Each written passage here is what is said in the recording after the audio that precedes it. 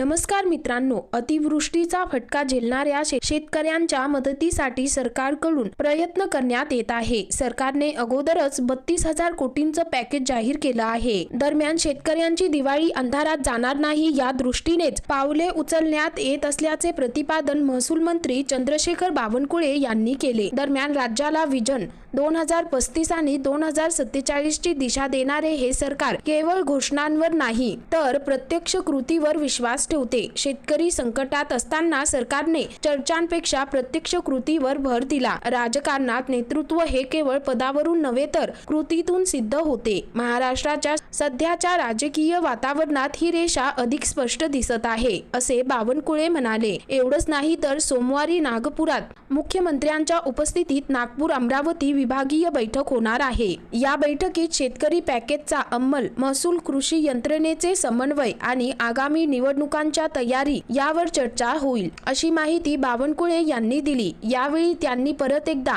माजी मुख्यमंत्री उद्धव ठाकरे यांच्यावर टीकास्त्र सोडले।